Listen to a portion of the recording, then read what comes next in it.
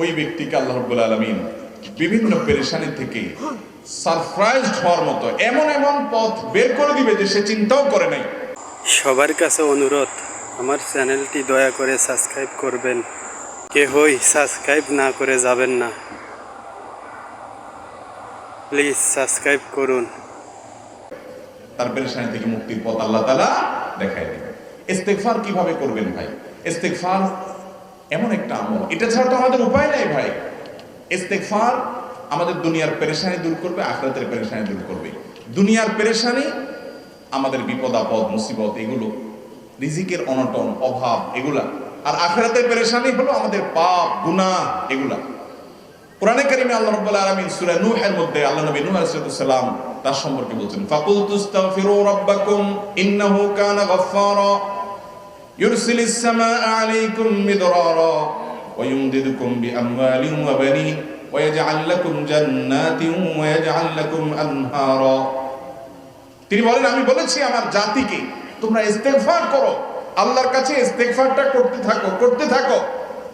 রুটি রুজি নাই, চাকরি নাই, ইনকাম নাই, ব্যবসা খারাপ যাচ্ছে, পেরেশানি হচ্ছে, ইস্তেগফার ধরো। কি হবে? ইন্নাহু কানা গাফফারা। যদি ইস্তেগফার করো, এক নম্বর লাভ হলো আল্লাহ মাফ করে দিবেন গুনাহ। ইউরসিলিস সামাআ আলাইকুম মিদরারা, যাতে ফসল ভালো হয়, রিজিক ভালো হয় সেই ব্যবস্থা আল্লাহ করবেন। ওয়া ইউমদিদুকুম বিআমওয়ালিন ওয়া বানিন, ছেলে মেয়ে হয় না অথবা ভালো ছেলে মেয়ে নাই, আল্লাহ তাআলা নেক সন্তান দিয়ে তোমাকে শক্তিশালী করবেন, সম্পদ দিয়ে শক্তিশালী করবেন। ওয়া ইয়াজআল লাকুম জান্নাতিন ওয়া ইয়াজআল লাকুম আনহারা, আল্লাহ তাআলা প্রসবন দিবেন, ফসল দিবেন, বরকত দিবেন রুজিতে। কিসের মাধ্যমে? ইস্তেগফার। কিসের মাধ্যমে ভাই? ইস্তেগফার। আহা, ইস্তেগফার আমল আমাদের দেশে মানুষ আমরা জানি না ভাই। এটাও আরবদেরকে আমি দেখেছি, সারাক্ষণ তারা অবসর সময়গুলোতে ইস্তেগফার করতে থাকে, আস্তাগফিরুল্লাহ ওয়া আতুবু ইলাইহি, আস্তাগফিরুল্লাহ, আস্তাগফিরুল্লাহ। মানে কি?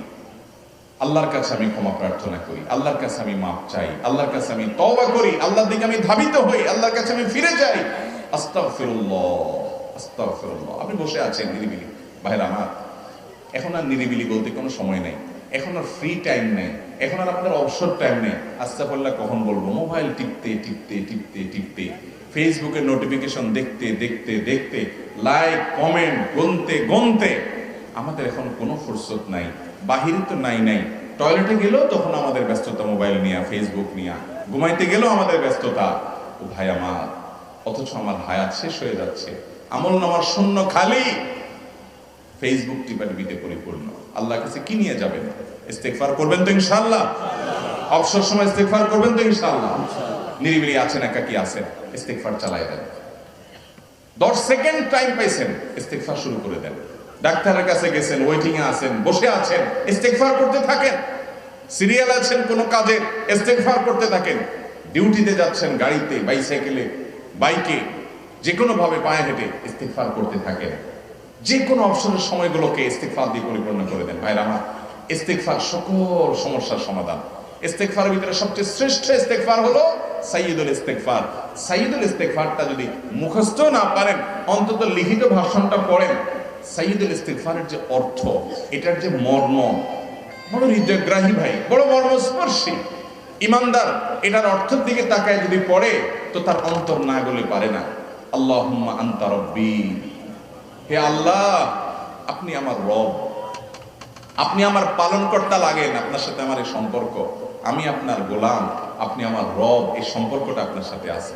আল্লাহুম্মা আনতা রব্বি লা ইলাহা ইল্লা আন্ত, ও আল্লাহ আপনি ছাড়া আমার ইবাদত, আমার গোলামি, আমার দাসত্ব, উপাসনার উপযুক্ত আর কেউ নেই।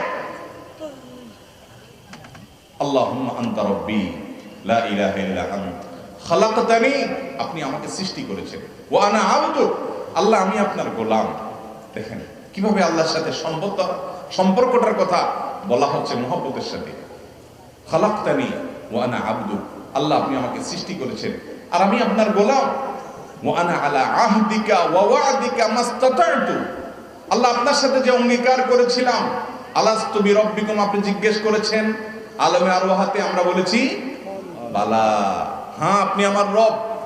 আপনাকে রব হিসাবে স্বীকৃতি দিয়ে আপনার গোলামি করার যে অঙ্গীকার আমরা করেছি, কালিমাতুশ শাহাদা যে আমরা পাঠ করেছি, এই যে আপনার সাথে কৃত অঙ্গীকার, রব হিসাবে স্বীকৃতি দেওয়ার পর, গোলাম হিসাবে মেনে নেওয়ার পর, আমি আপনার যে গোলামি করার কথা ছিল, ওয়ানা আলা আহদিকা ওয়া ওয়াদিকা মাস্তাতাতু, যতটুকু পারছি আমি সেই ওয়াদার উপরে থাকার চেষ্টা করছি আল্লাহ।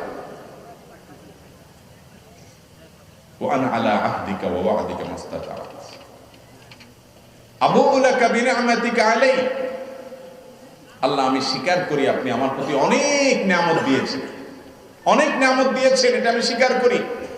ওয়া আবুউ লাকা বিযামবি, আর আমি এও স্বীকার করি যে আল্লাহ অনেক অপরাধ, অনেক পাপ আমার দ্বারা হয়ে গেছে। ফাগফিরলি, অতএব আপনি আমাকে মাফ করে দেন।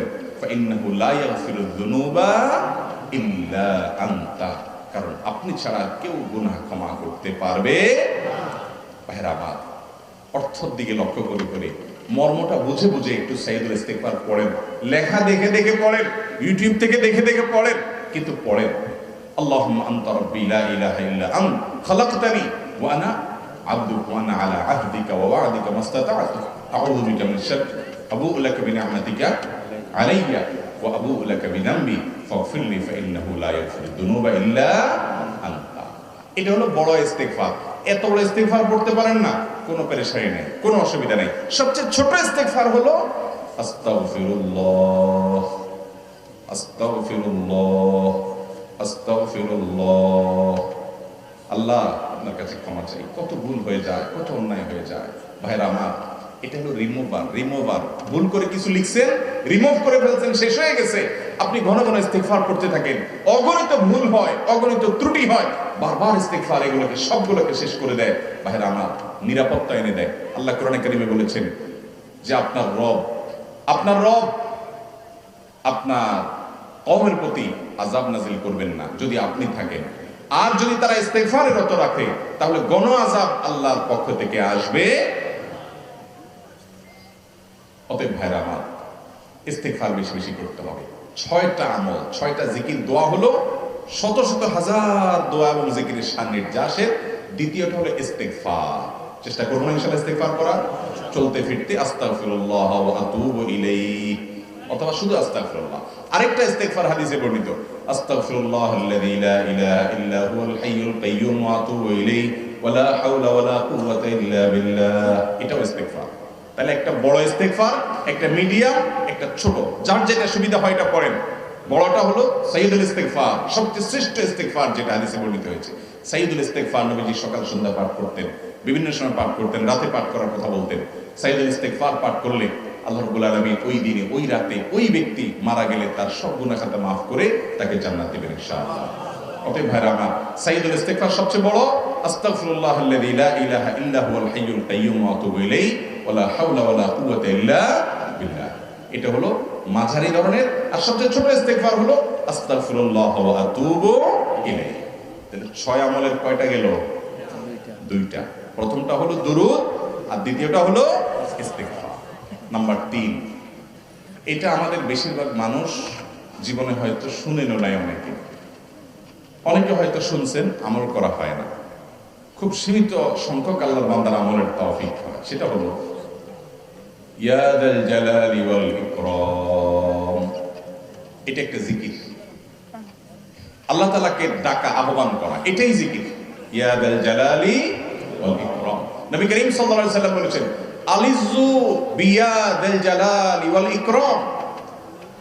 তোমরা ইয়া যাল জালালি ওয়াল ইকরাম, এটাকে আঁকড়ে ধরো, এটাকে নিয়মিত করো, বেশি বেশি করে বলতে থাকো এটাকে সব সময় এটাকে মুদাওয়ামাতের সাথে কন্টিনিউয়াসলি এটা বলতে থাকো, ইয়া যাল জালালি ওয়াল ইকরাম। অনেক উলামায়ে কেরাম, মুহাদ্দিসিনে কেরাম ইয়া যাল জালালি ওয়াল ইকরাম কেন নবীজি এত বেশি বলতে বলেছেন, এটার মাধ্যমে আমাদের লাভটা কি, এর ব্যাখ্যা করতে গিয়ে বলেছেন, ইয়া যাল জালাল মানে হলো হে মহান মহান বড়ত্বের অধিকারী, হে জালালের অধিকারী, হে জালাল। ওয়াল ইকরাম, হে দানশীল। তাহলে প্রথম বাক্যে আল্লাহর বড়ত্বের কথা স্বীকৃতি দিয়ে প্রশংসা করা হয়, আর দ্বিতীয় বাক্যে হে দানশীল বলে আল্লাহ তাআলার কাছ থেকে চাওয়া হয় যে আপনি যেহেতু দানশীল এবং আপনি যদি মহান, অতএব আপনি আমাকে দান করেন। এটা ডাকলেই, আল্লাহকে এই বলে ডাকলেই চাওয়া হয়ে যায়। এই জন্য বেশি বেশি করে ইয়া যাল জালালি ওয়াল ইকরাম করতে হবে। অনেকে হয়তো নতুন শুনেছেন, আজকে থেকে শুরু করে দিবেন। ইয়া জাল জালালি, সকাল বিকাল মনে থাকে না তো লিখে লিখে ওয়ালে টাঙায় দেন। বাসা বাড়িতে এমন জায়গায় লিখে রাখেন তাকাইলেই নজরে পড়ে, কারণ মোবাইলে আমাদেরকে সবকিছু ভুলাই দেয়, দুনিয়ার ব্যস্ততা সব ভুলাই দেয়। এই জন্য বেশি বেশি ইয়া জাল জালালি ওয়াল ইকরাম পড়বো। 3টা হয়ে গেল। নাম্বার 4 নম্বর যে দোয়া এবং জিকির করতে নবী করিম সাল্লাল্লাহু আলাইহি সাল্লাম সব সময় আমাদেরকে উৎসাহ দিয়েছেন, অনুপ্রেরণা দিয়েছেন। এবং ইবনে সাদি রাহিমাহুল্লাহ তিনি 6টা নির্যাস দোয়া এবং জিকির যে বলেছেন তার 4 নম্বর হলো লা হাওলা ওয়ালা কুওয়াতা ইল্লা বিল্লাহ। লা হাওলা ওয়ালা কুওয়াতা ইল্লা বিল্লাহ। লা হাওলা ওয়ালা কুওয়াতা ইল্লা বিল্লাহ, এটা হলো সারেন্ডার করা, আল্লাহর কাছে সারেন্ডার করা, আত্মসমর্পণ করা। মানে আল্লাহ ছাড়া কোনো ভালো কাজ করার ক্ষমতা কারণ নাই, করার তৌফিক দেওয়ার ক্ষমতা কারণ নাই, আর পাপ থেকে বাঁচানোর ক্ষমতা কারণ নাই। এই জন্য আমি কেমন যেন আল্লাহর কাছে সারেন্ডার করছেন, লা হাওলা ওয়ালা কুওয়াতা ইল্লা বিল্লাহ। কোন অবস্থা, কোন সামর্থ্য এগুলো কারোর কাছে নাই, শুধুমাত্র কার কাছে আছে? আল্লাহর কাছে আছে। এই অর্থ বুঝে আপনি লা হাওলা ওয়ালা কুওয়াতা ইল্লা বিল্লাহ বেশি বেশি পাঠ করবেন। নবী করিম সাল্লাল্লাহু আলাইহি সাল্লাম বলেছেন, তোমাদেরকে কি আমি জান্নাতের একটা ভান্ডারের খোঁজ দিব, খবর দিব, যেটা জান্নাতের ভান্ডার, সওয়াব টওয়াব না, সাধারণ অল্প স্বল্প সওয়াব না, পুরো জান্নাতের ভান্ডারের সন্ধান দিয়ে দিব। সাহাবায়ে কেরাম তো চাইতেনই সেটা। নবীজি সাল্লাল্লাহু আলাইহি সাল্লাম তখন বলেছেন যে লা হাওলা ওয়ালা কুওয়াতা ইল্লা বিল্লাহ, এটা হলো কানজুম মিন কুনুজিল জান্নাহ, জান্নাতের ভান্ডার সমূহের মধ্যে থেকে একটা বড় ভান্ডার হলো লা হাওলা ওয়ালা কুওয়াতা ইল্লা বিল্লাহ। অতএব এই আমলটাও বেশি বেশি করবেন। 4 নম্বর আমল হয়ে গেল। দুরুদের আমল 1, ইস্তিগফার আমল 2, ইয়া জাল জালালি ওয়াল ইকরাম 3, লা হাওলা ওয়ালা কুওয়াতা ইল্লা বিল্লাহ। কয়টা হলো? 4। 5 নম্বর আমল হলো দোয়া ইউনুস। দোয়া ইউনুস জানা আছে তো? লা ইলাহা ইল্লা আনতা সুবহানাকা ইন্নী কুনতু মিনাজ জালিমিন।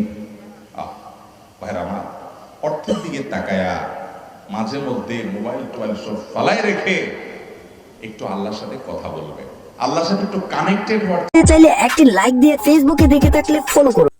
আমাদের চ্যানেলটি সাবস্ক্রাইব করে পাশে থাকা বেল বাটনটি অন করে দিন।